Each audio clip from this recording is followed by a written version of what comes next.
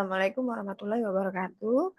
Kembali lagi dengan saya Nuril Afiatul Saadah, mahasiswa S2 Prodi Mars UMY angkatan 21. Nah, kita hari ini review jurnal tentang kebencanaan. Judul dari jurnal ini yaitu Evaluation of Hospital Disaster Preparedness by a Multi-Criteria Decision Making Approach, the Case of Turkish Hospital. Jurnal yang menerbitkannya yaitu International Journal of Disaster Risk Education. Volume 49 tahun 2020 dan jurnal ini terindeks Kaupus Q1. Latar belakang dari artikel ini yaitu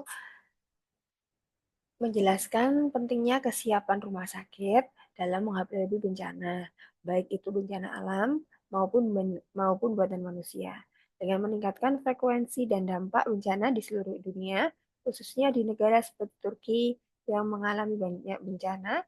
Kesiapan fasilitas menjadi sangat penting. Tujuan dari jurnal ini yaitu kita bisa simak di halaman 2. Tujuannya yaitu untuk mengevaluasi dan memberikan peringkat pada kesiapan bencana rumah sakit di Turki dengan menggunakan model pengambilan keputusan multi kriteria yang berbasis fungsi. Metode yang digunakan dalam jurnal ini yaitu ada 3. Yang pertama, teknik fungsi analitik hierarkis proses, FHAP. Metode ini digunakan untuk menentukan bobot dari 6 kriteria utama terkait kesiapan bencana, yaitu bangunan rumah sakit, peralatan, komunikasi, transportasi, personel, fleksibilitas, serta 36 subkriteria terkait. Kemudian yang kedua yaitu fungsi Decision Making Trial and Evaluation Laboratory atau FDMATEL. FDMATEL ini diterapkan untuk mengidentifikasi interdependensi antara kriteria dan subkriteria yang telah ditetapkan. FD-model ini memungkinkan analisis hubungan sebab akibat di antara kriteria, memberikan wawasan tentang bagaimana satu kriteria dapat mempengaruhi yang lain dalam konteks kesiapan bencana.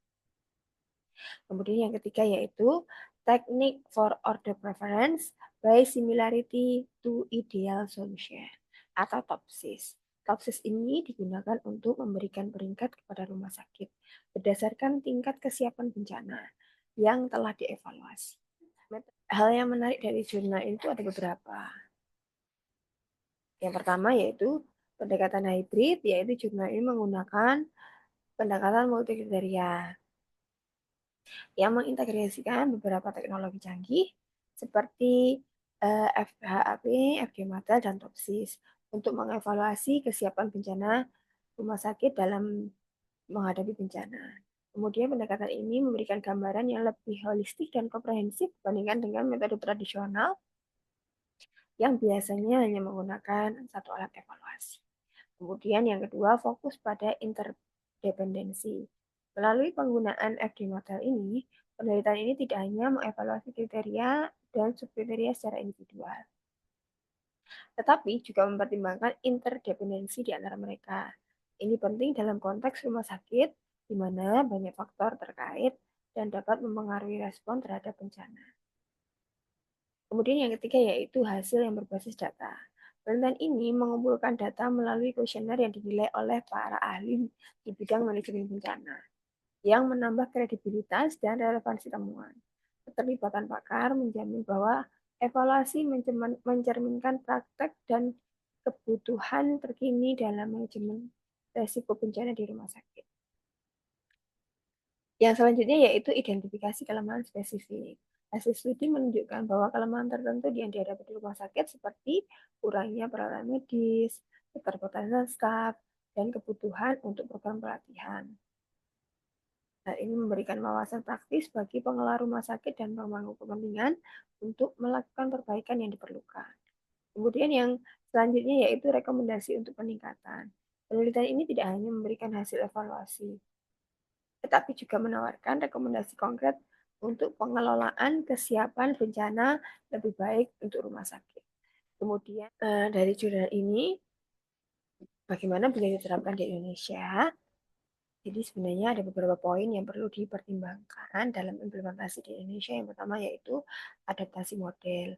Model yang mengintegrasikan FHAP, FDMATER, dan TOPSIS harus disesuaikan dengan konteks lokal Indonesia, termasuk faktor-faktor yang mempengaruhi kesiapan bencana, seperti letak geografis, jenis bencana, seperti gempa bumi, banjir, kebakaran, dan lain-lain.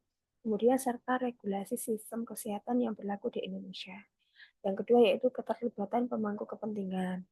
Keterlibatan para ahli di bidang manajemen bencana, profesional kesehatan, dan pengambil keputusan dari Kementerian Kesehatan, dan institusi terkait sangat penting untuk mendapatkan informasi dan data yang akurat. Kemudian pengumpulan data menggunakan kuesioner untuk pengumpulan data dari Rumah Sakit Indonesia harus dilakukan dengan hati-hati. Data harus mencakup informasi terkait infrastruktur rumah sakit, jumlah, dan pelatihan personel, ketersediaan peralatan, serta prosedur komunikasi dan transportasi dalam situasi darurat. Kemudian selanjutnya yaitu pendidikan dan pelatihan staf. Fokus pada kesadaran dan pelatihan terkait kesiapan siapsiagaan bencana bagi seluruh staf di rumah sakit adalah kunci utama. Program pelatihan reguler harus dirancang untuk meningkatkan keterampilan dan pemahaman personel terhadap prosedur tanggap darurat dan manajemen risiko. Kemudian selanjutnya yaitu evaluasi dan peningkatan berkelanjutan. Model ini harus diterapkan sebagai proses berkelanjutan, bukan hanya sebagai evaluasi sesekali saja. Nah, rumah sakit itu harus rutin mengevaluasi kesiapan bencana dan melakukan pembaharuan berdasarkan umpan balik dari latihan dan pengalaman nyata saat menghadapi bencana. Jadi harus benar-benar pelatihan kesiapsiagaan bencana. Jadi tidak hanya pokoknya syarat aja. Kemudian yang selanjutnya yaitu pendanaan dan sumber daya. Penting untuk mendapatkan dukungan finansial untuk pembaruan infrastruktur, pengadaan peralatan, dan pelaksanaan pelatihan. Kerjasama dengan pemerintah, lembaga donor, dan organisasi non-pemerintah bisa sangat membantu dalam alokasi sumber daya. Kemudian yang terakhir yaitu kampanye kesadaran publik. Selain fokus internal pada rumah sakit, penting untuk meningkatkan kesadaran masyarakat mengenai pentingnya kesiapsiagaan bencana. Kampanye edukasi dapat membantu masyarakat memahami peran mereka dalam mendukung rumah sakit dan mempersiapkan diri dalam situasi darurat. Untuk Indonesia sendiri memang